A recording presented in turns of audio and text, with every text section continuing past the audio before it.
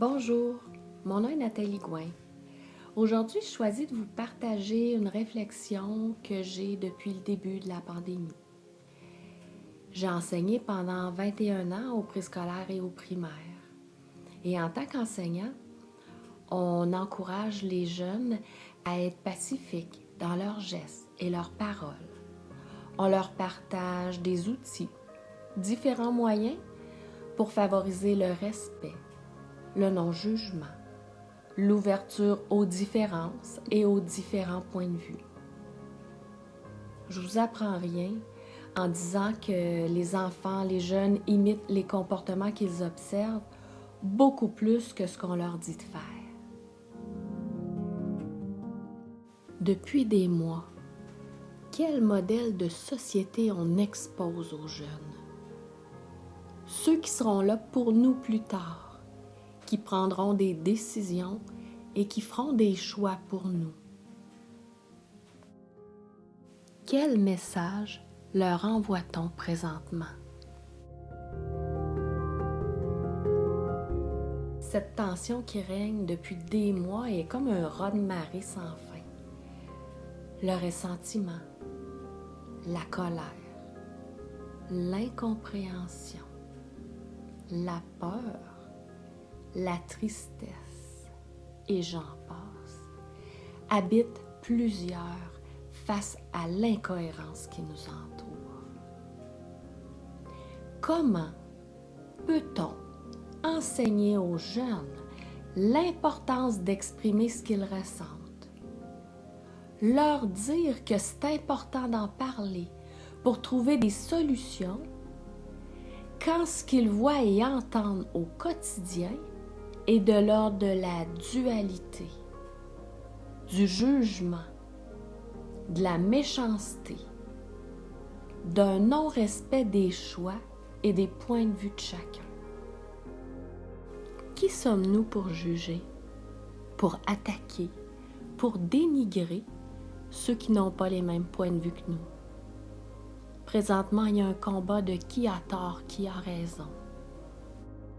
Pendant que certains doivent fermer leur restaurant, leur boutique, que d'autres abandonnent des passions, comme de donner des cours, parce qu'ils n'arrivent plus financièrement. Pendant que d'autres choisissent de s'enlever la vie, parce que la souffrance est tellement pesante qu'ils ne peuvent plus la supporter.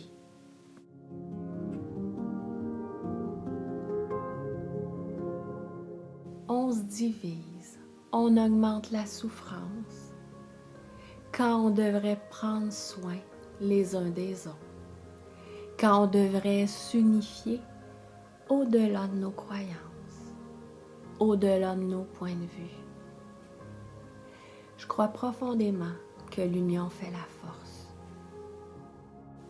Il y a toujours plusieurs solutions à un problème. Par contre, si on ferme la porte et qu'on en considère une seule, les autres n'ont pas de place pour se manifester, puis on reste limité et coincé. Qu'est-ce qui nous permettrait d'ouvrir le champ des possibilités face à la situation actuelle?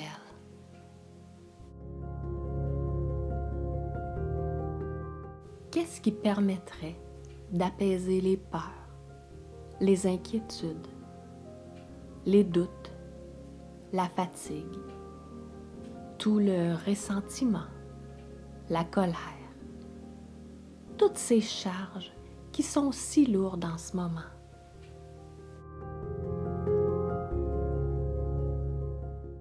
Qu'est-ce qui nous permettrait de se parler et de s'écouter avec respect, comme on l'enseigne aux jeunes? Qu'est-ce qui permettrait de prendre des décisions cohérentes?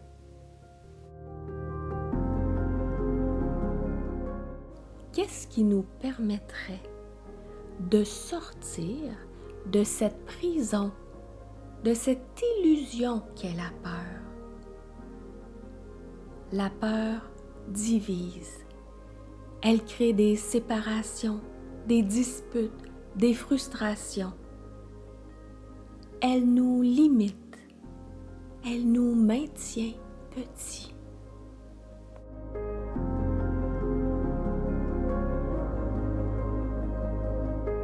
Comment agissez-vous avec un enfant qui a peur? De quoi une personne qui a peur a-t-elle besoin?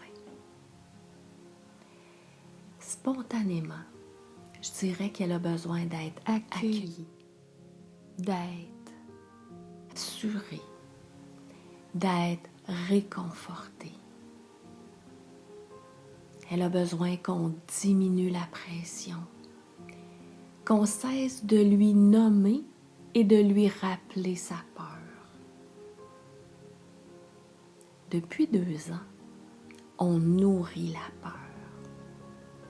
On répète des propos inquiétants, angoissants, traumatisants même pour certains. On menace, on tente de manipuler, on donne des conséquences, on augmente la peur, l'angoisse, l'insécurité. Certains vont penser, on fait face à une pandémie mondiale quand même. Tout à fait. Présentement, on est dans un chaos planétaire. Mais je pense qu'on a besoin de force pour faire face au chaos. Est-ce que la peur est une contribution?